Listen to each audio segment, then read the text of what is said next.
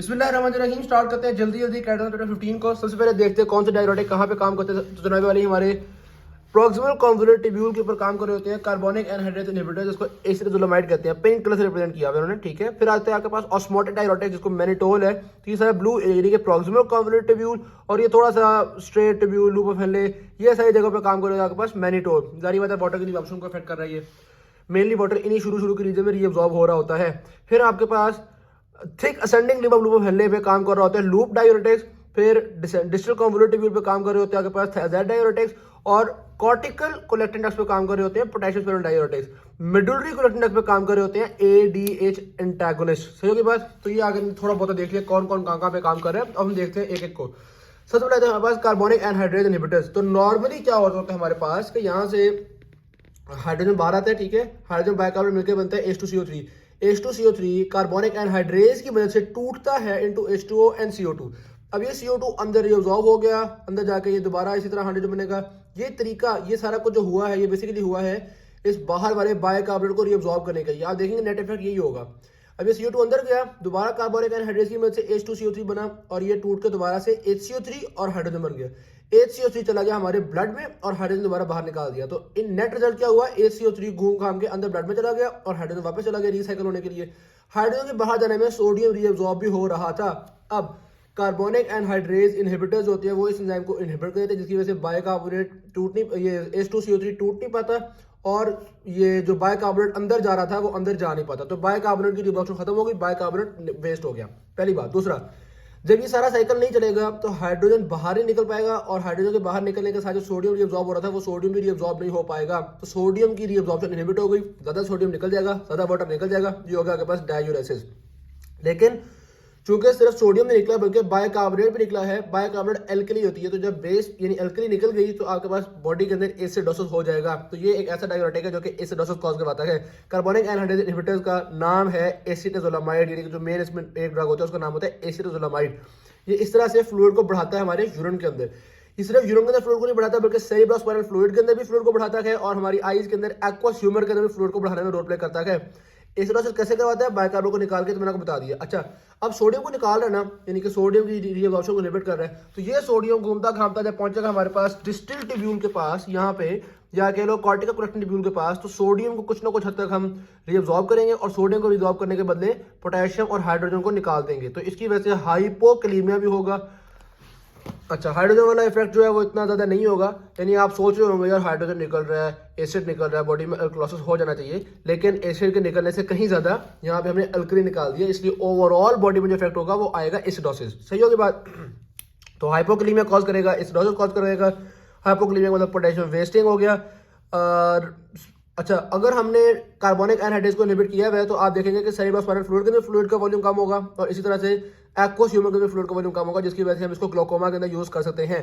और acidosis of cerebrospinal fluid भी करवाता है, और ये जब एसिडोसिस होगा जाहिर बात है बंदा ज्यादा सांस लेगा, and it helps in high altitude sickness, जहां पे आपको ज्यादा सांस लेने की जरूरत होती है। क्लिनिकल यूजेस के कहां पे आ रहे हैं जी, मेनली। अच्छा, और कौन कौन से नाम है एसिटाजोलामाइड के अलावा, हम देखते हैं टॉपिकल एनालॉग्स होते हैं, यानी कि आईज के ऊपर लगाते हैं, डोरजोलामाइड और ब्रिंजोलामाइड, और खासतौर पर ये ग्लोकोमा वगैरह में यूज करने के लिए आएंगे, और फिर एडिमा वगैरह को ट्रीट करने के लिए यूज कर सकते हैं। टॉक्सिसिटी की बात की जाए तो कोई खास टॉक्सिसिटी नहीं है इसकी, मतलब जनरल जो बातें होती है ना, ड्राउजीनेस हो गया, पैरास्थीसिया हो गया, क्योंकि सल्फर ड्रग है तो क्लॉस एलर्जी वगैरह हो गई, एल्कलाइनेशन ऑफ यूरिन क्योंकि बाइकार्बोनेट निकल रहा है उसके अंदर, और इसी तरह पोटेशियम वेस्टिंग। एक तो कॉन्ट्राइंडिकेशन इंपॉर्टेंट है, वो ये है हेपेटिक इंपेयरमेंट के पेशेंट में नहीं देते, क्योंकि हेपेटिक इंपेयरमेंट के पेशेंट में अमोनिया की वेस्टेज जो है वो खराब हो जाती है, जिसकी वजह से हेपेटिक एन्सेफेलोपैथी हो सकती है हाइपर अमोनीमिया की वजह से। डन होगी बात।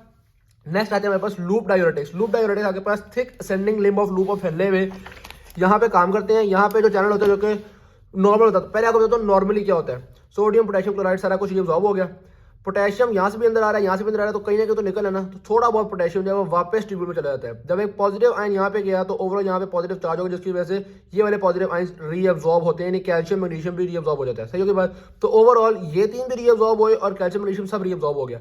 अब लूप डायरेटिक्स इसको करते हैं इनहिबिट, जिसकी वजह से इन सब की रीअब्सॉर्प्शन भी इनहिबिट होती है और कैल्शियम की रीअब्सॉर्प्शन भी इनहिबिट हो जाती है। कैल्शियम की रीअब्सॉर्प्शन इनहिबिट होने की वजह से हम कहते हैं कि ये आपके पास जब कैल्शियम की रीअब्सॉर्प्शन इनहिबिट हो गई तो जाहिर बात है कैल्शियम यूरिन में निकल जाएगा, हाइपर कैल्सीयूरिया हो गया, या बॉडी के अंदर हो जाएगा हाइपोकैल्सीमिया। सही की बात, सिंपल सी बात थी। डायल्यूटिंग एबिलिटी जो होती है वो यहाँ पर डिपेंड करे, में कोई ऐसी मुश्किल चीज़ नहीं थी। एडिमा के अंदर यूज़ करे होते हैं लूप डाययूरेटिक्स, हार्ट फेलियर के अंदर फर्स्ट लाइन ऑफ ड्रग होता है आपके पास, इसी तरह से एडिमा में, हाइपरटेंशन में, इन सारी चीज़ों में इसको यूज़ करते हैं। अच्छा, यहाँ भी वही सेम चीज़ है कि जब सोडियम की रीअब्जॉर्प्शन इनहिबिट होगी तो करते करते डिस्टिल्ड ट्यूब्यूल में सोडियम को रीअब्जॉर्ब करेंगे और सोडियम के बदले में पोटेशियम को निकालेंगे, हाइड्रोजन को निकालेंगे, हाइड्रोजन निकला, एसिड निकला, बॉडी में हो गया एल्कलोसिस। सेम मैकेनिज्म से एल्कलोसिस थायराइड डाययूरेटिक्स भी करवाते हैं। सही होगी बात। अच्छा जी, एडिमेटिक स्टेट में यूज़ करेंगे, हाइपरटेंशन में यूज़ करेंगे और सोयर हाइपरकैल्सीमिया में यूज़ करेंगे। हाँ, मैंने बताया ना, हाइपरकैल्सीमिया में क्यों यूज़ करेंगे, क्योंकि ये कैल्शियम को वेस्ट करने में रोल प्ले करेगा, यहाँ पे कैल्शियम की रीअब्जॉर्प्शन को भी इनहिबिट कर देगा, इसलिए हाइपरकैल्सीमिया भी यूज़ करते हैं। और बहुत सबसे पावरफुल डाययूरेटिक आपके पास लूप डाययूरेटिक्स होते हैं, हाई सीलिंग इफेक्ट भी लूप डाययूरेटिक्स करवाते हैं। मेटाबॉलिक एल्कलोसिस कैसे करवाते हैं वो मैंने आपको बता दिया। टॉक्सिसिटी की बात की जाए तो एक मेटाबॉलिक एल्कलोसिस की टॉक्सिसिटी है, दूसरा कार्डियोवास्कुलर कॉम्प्लिकेशंस, तीसरा इंपॉर्टेंट टॉक्सिसिटी आती है ओटोटॉक्सिसिटी। लूप के अंदर भी 2 O आते हैं, ओटो के अंदर भी 2 O आते हैं, और फिर आगे पास सल्फा एलर्जी। तो 4 टॉक्सिसिटी जिक्र कर दी। नेक्स्ट आती है thyroid diuretics. Thyroid diuretics distal convoluted tubule के अंदर, यानी कि इस जगह पे आगे पास सोडियम और क्लोराइड की रीअब्जॉर्प्शन को इनहिबिट करते हैं, यानी कि इस चैनल को इनहिबिट कर देते हैं। और एक और काम भी होता है, बेसिकली यहाँ पे एक चैनल होता है जो कि कैल्शियम को रीअब्जॉर्ब करता है और सोडियम को ब्लड से सेल के अंदर लेके आता है। ठीक है, सोडियम को ब्लड से सेल के अंदर लेके आता है। अब हमने इस चैनल को इनहिबिट कर दिया, ये चैनल भी सोडियम को सेल के अंदर ला रहा था। जब सोडियम को सेल में नहीं ला पाएंगे तो सेल में सोडियम कम हो जाएगा, ब्लड से ज्यादा सोडियम आएगा, कैल्शियम ज्यादा रीअब्जॉर्ब हो जाएगा। तो थायराइड डाययूरेटिक कैल्शियम की रीअब्जॉर्प्शन को बढ़ा देते हैं, यानी कि ये कॉज करवाते हैं हाइपरकैल्सीमिया। उल्टा हो गया, लूप डाययूरेटिक कॉज करवा रहे थे हाइपोकैल्सीमिया, ये कॉज करवाते हैं हाइपरकैल्सीमिया। तो चूंकि ये कैल्शियम को यूरिन में नहीं जाने दे रहे, तो इसी वजह से अगर किसी पेशेंट के अंदर यूरिन कैल्शियम स्टोन्स बन रहे हो, किडनी कैल्शियम स्टोन्स बन रहे हो, तो उनको हम थायराइड डाययूरेटिक देते हैं ताकि यूरिन में कम से कम कैल्शियम वेस्ट हो। और बाकी सोडियम की रीअब्जॉर्प्शन इनहिबिट होगी, डायूरेसिस होगा, और वही जब सोडियम डिस्टिल ट्यूब्यूल में जाएगा तो सोडियम को रीअब्जॉर्ब करने के चक्कर में हम पोटेशियम हाइड्रोजन को वेस्ट कर देंगे, हाइपोक्लेमिया हो जाएगा, हाइड्रोजन वेस्ट करेंगे तो एल्कलोसिस हो जाएगा, वो सारा कुछ सेम रहेगा। तो हाइपोक्लेमिक मेटाबॉलिक एल्कलोसिस वाला सारा सिस्टम आ गया। थायराइड डाययूरेटिक्स होते हैं वो डायबिटीज इंसिपिडस के अंदर भी यूज करते हैं, बड़ी इंपॉर्टेंट बात है इसके बारे में। ठीक है, नाम कौन से ड्रग्स के, हाइड्रोक्लोरोथायराइड हो गया, क्लोरोथायराइड हो गया, क्लोरोथायराइड हो गया, इस तरह का नाम आते हैं। क्लिनिकल यूज मैंने आपको बता दिए, hypertension, edematous states, calcium stone formation मैंने आपको बताया, इसमें भी यूज करते हैं, और नेफ्रोजन डायबिटीज इंसिपिडस में भी यूज करते हैं। टॉक्सिसिटीज की क्या होगी जी, पोटेशियम वेस्टिंग। हाँ, इंपॉर्टेंट टॉक्सिसिटीज की ये भी होती है कि ये hyperglycaemia, uric acid, lipid level, इन चीजों में भी, यानी ये भी यूरिक एसिड को भी बॉडी के अंदर बढ़ाता है, लिपिड लेवल को बॉडी के अंदर बढ़ाता है, क्योंकि मेनली ना ये जीएफआर को कम कर रहा होता है। ठीक है, और अगर प्रोस्टाग्लैंडिन सही प्रोड्यूस नहीं हो रहे, या हम एनसेड्स दे रहे हैं, एनसेड्स की वजह से प्रोस्टाग्लैंडिन प्रोड्यूस नहीं हो रहे, तो थायराइड डाययूरेटिक्स की एफिकेसी कम हो जाती है। उसके अलावा एक और टॉक्सिसिटीज की सल्फा एलर्जी भी है। तो टॉक्सिसिटीज क्या क्या होगी जी, वो एक तो एल्कलोसिस वगैरह हो गया, पोटेशियम वेस्टिंग हो गया, हाइपरग्लाइसीमिया हो गया, सल्फा एलर्जी हो गया, बस ठीक है। कॉर्टिकोस्टेरॉइड की बात करते हैं, यहाँ पे आपके पास पोटेशियम स्पेरेंट डाययूरेटिक्स आते हैं। पोटेशियम स्पेरेंट डाययूरेटिक्स ENaC यानी कि एंडोथेलियल सोडियम चैनल को इनहिबिट कर देते हैं, या सोडियम को रीअब्जॉर्ब नहीं होने देंगे। आपको पता है डिस्टल कन्वर्टिबल में सोडियम की रीअब्जॉर्प्शन के बदले में ही हमने पोटेशियम को निकालना होता है। तो जब सोडियम यहाँ पे रीअब्जॉर्ब नहीं होगी, पोटेशियम नहीं निकलेगी, हम कहेंगे शुक्र है बॉडी की पोटेशियम बच गई, इसलिए कहते हैं इसको पोटेशियम स्पेरेंट डाययूरेटिक्स। ओके, उसके बाद अब पोटेशियम स्पेरेंट डाययूरेटिक्स आपके पास 2 तरह के होते हैं। एक होता है जो कि ENaC पे काम करते हैं, यानी कि लुमिनल साइड पे काम करते हैं। इसमें आते हैं आपके पास स्पिरोनोलैक्टोन और एपिलेटोन। स्पिरोनोलैक्टोन तो आपको लग रहा होगा कोई गायनेकोमैस्टिया से ताल्लुक भी होता है इसका, ठीक है, क्योंकि ये वो स्टेरॉइड टाइप चीज़ है ना। अच्छा, और दूसरे ना एमिलोराइड और ट्राइएमिट्रीन, वो आपके पास ब्लड यानी कि इस वाली साइड पे इनर मेम्ब्रेन पे एक्ट करते हैं। ये वाहिद डाययूरेटिक्स है शायद जो कि इनर मेम्ब्रेन पे एक्ट कर रहे हैं। ठीक होगी बात, वो ADH एंटागोनिस्ट को अगर आप ना गिने तो। एनीवेज, अच्छा, ये आपके पास क्या कॉज करवाएंगे, हाइपरक्लीमिक मेटाबॉलिक एसिड, नहीं, हाँ, हाइपरक्लीमिक मेटाबॉलिक एसिडोसिस।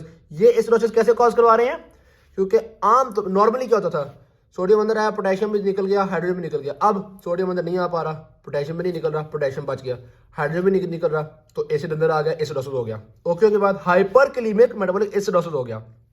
मैंने आपको बताया था नहीं क्या बताया था, गायनेकोमैस्टिया का जिक्र किया था, वो यहाँ पता नहीं कहाँ पे लिखा हुआ। खैर, हम जल्दी जल्दी की वीडियो में आगे निकल जाने वाली। एल्डोस्टेरोनिज्म में इसको यूज कर सकते हैं, as an important indication. Spironolactone को एल्डोस्टेरोनिज्म में यूज कर सकते हैं, गायनेकोमैस्टिया कॉज करवा सकता है। इसके कॉम्बिनेशन होते हैं आपके पास। पोटेशियम स्पेयरिंग, बेसिकली मसला ये है, थायराइड डाययूरेटिक और लूप डाययूरेटिक वो सारे पोटेशियम को वेस्ट करवाते हैं, ये पोटेशियम को बचा लेता है। तो हम लूप को भी इसके साथ मिला के देते हैं, थायराइड को भी इसके साथ मिला के देते हैं, तो यानी कि कॉम्बिनेशन के अंदर भी इसको यूज करते हैं। सही की बात। एडवर्स इफेक्ट इसके क्या हो गया, आपके पास हाइपरक्लीमिया हो गया, एल्डोस्टेरोन एंटागोनिस्ट वो जो एंटागोनिज्म का काम कर रहा है वो हो गया, एंडोक्राइन अल्टरेशंस में आता है गायनेकोमैस्टिया, यही ढूंढ रहा था, मिल ही नहीं रहा था। ऑलराइट जी, और eplerenone has less affinity for gonadotropin, मतलब स्पाइरोनोलैक्टोन ज्यादा कॉज करवाता है, या गैनेकोमेस्टिया वाले काम एपिरिनोन निस्बतन कम कॉज करवाता है। ऑलराइट, आते हैं आगे पास ऑस्मोटिक डायूरेटिक्स की तरफ। मैनिटोल, ये बेसिकली अपने साथ वाटर को भी लेके चली जाता है, तो इसका काम ये होता है कि ये यहाँ पे ये जो आपके पास क्या कहते हैं इसको, नेफ्रॉन के अंदर आ जाता है, लेकिन नेफ्रॉन से रीअब्जॉर्ब नहीं होता। तो जब ये आ जाता है तो साथ साथ वाटर को भी ले आता है, और जब खुद रीअब्जॉर्ब नहीं होता तो वाटर को भी रीअब्जॉर्ब नहीं करता है। नहीं पानी मेरे साथ रहो ना, तो वाटर को भी साथ लेकर जाया जाता है और डायूरेसिस करवा देता है। तो ये होगा मैनिटोल का mechanism of action, volume of urine को इंक्रीज कर देता है। फिर आते हैं आपके पास SGLT2 इनहिबिटर्स। ये बेसिकली ग्लूकोज की एब्जॉर्प्शन जो होती है ना आपके पास प्रॉक्सिमल ट्यूब्यूल में, वो खास SGLT2 चैनल्स के थ्रू होती है। तो जब SGLT2 चैनल्स को इनहिबिट कर दिया, ग्लूकोज एब्जॉर्ब नहीं हो पाएगा, ग्लूकोज निकल जाएगा। सारा ग्लूकोज निकलेगा, वो भी अपने साथ पानी को लेकर जाएगा, क्योंकि पानी मेरे साथ आओ ना, तो हर सलूट अपने साथ पानी को लेकर जाता है यार, पानी से सबको मोहब्बत होती है। Anyway, अब SGLT2 इनहिबिटर्स में किस किस के नाम आते हैं? डैपाग्लिफ्लॉजिन, कनाग्लिफ्लॉजिन, एम्पाग्लिफ्लॉजिन, ये आपके पास कुछ नाम आ गए। इसकी टॉक्सिसिटी क्या है? जाहिर बात है, जब आपके पास ग्लूकोज यूरिन में जा रहा है तो यूरिन के अंदर बैक्टीरिया वगैरह ज़्यादा डेवलप हो सकेंगे, तो ये आपके पास यूरिनरी ट्रैक इन्फेक्शन, UTI वगैरह के बारे में रोल प्ले करता है। ADH एंटागोनिस्ट जो होते हैं, ADH का काम होता है वाटर को रिअब्सॉर्ब करवाना। ये बेसिकली V2 रिसेप्टर पे एक्ट करता है, जो कि साइक्लिक एमपी को बढ़ाता है, क्योंकि ये GS साइक्लिक एमपी को बढ़ाता है और एक्वापोरेंस को इंक्रीज करता है। एक्वापोरेंस को इंक्रीज होने की वजह से वाटर की रिअब्सॉर्प्शन इंक्रीज हो जाती है आपके पास मेडुलरी कलेक्टिंग ट्यूब्यूल के अंदर। जो इसके एगोनिस्ट हैं वो ज्यादा वाटर रिअब्सॉर्ब करवाएंगे। कौन होता है एगोनिस्ट इसका? डेस्मोप्रेसिन होता है या ADH होते हैं। सही होगी बात। ये अगर बॉडी कम ADH प्रोड्यूस कर रही हो, यानी कि पिट्यूटरी डायबिटीज इंसिपिडस हो, तो हम इनको देते हैं। किनको देते हैं? ADH एगोनिस्ट को। याद रखना, ADH एगोनिस्ट डायूरेटिक्स नहीं होते, ठीक है। अच्छा, ADH एगोनिस्ट देते हैं हम सेंट्रल डायबिटीज इंसिपिडस में, नेफ्रोजेनिक डायबिटीज इंसिपिडस में नहीं देते, क्योंकि कोई फायदा ही नहीं है, ADH काम नहीं कर पा रहा। और जो ADH एंटागोनिस्ट होते हैं, ये डायूरेटिक्स हैं, जिसमें नाम आता है आपके पास कोनिलेप्टन का, टॉललेप्टन का, इस तरह के नाम आते हैं।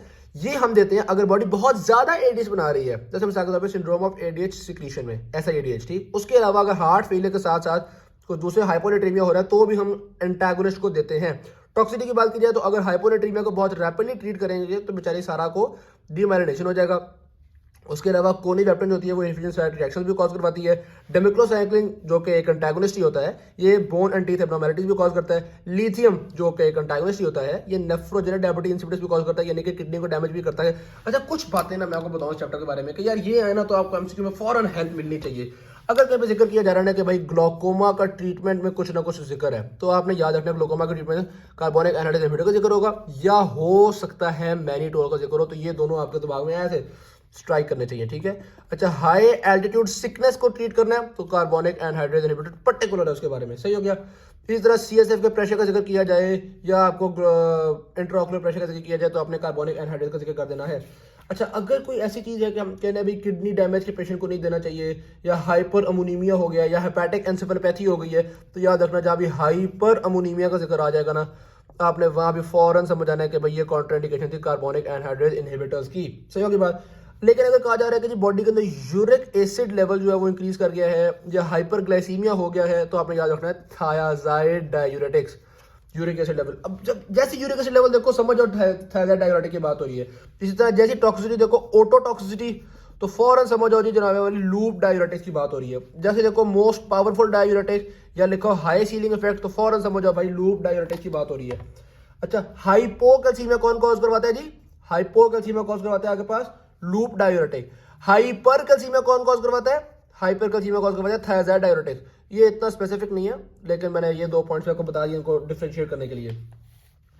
डायबिटीज इंसिपिडस को कौन ट्रीट करता है? ये खास तौर पर डायबिटीज इंसिपिडस को ट्रीट करने के लिए आता है आपके पास थायराइड डायूरेटिक्स, ठीक है। या फिर एंड में आप देख लोगे कि भाई वो डायबिटीज इंसिपिडस अगर तो सेंट्रल है तो उसमें आप ADH एगोनिस्ट भी दे सकते हैं।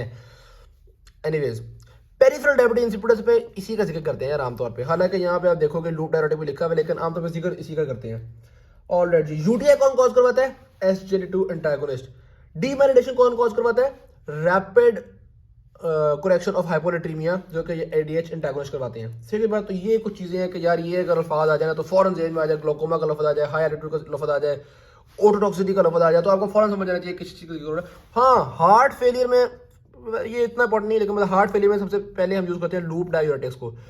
कॉम्बिनेशन डायूरेटिक्स में कौन-कौन से होता है? एक इंपॉर्टेंट कॉम्बिनेशन है जी थायाजाइड प्लस लूप, दूसरा कॉम्बिनेशन है जी लूप प्लस पोटेशियम स्पेयरिंग, तीसरा कॉम्बिनेशन है थायाजाइड प्लस पोटेशियम स्पेयरिंग। यानी पोटेशियम स्पेयरिंग के साथ किसी को मिलाकर दे देते हैं, या एक मशहूर कॉम्बिनेशन होता है थायाजाइड और लूप डायूरेटिक को दे दो, दोनों की सोडियम को निकालते हैं। थैंक यू भाई, वीडियो अच्छी लगी शेयर कीजिएगा, चैनल को सब्सक्राइब कीजिएगा। अल्लाह हाफिज।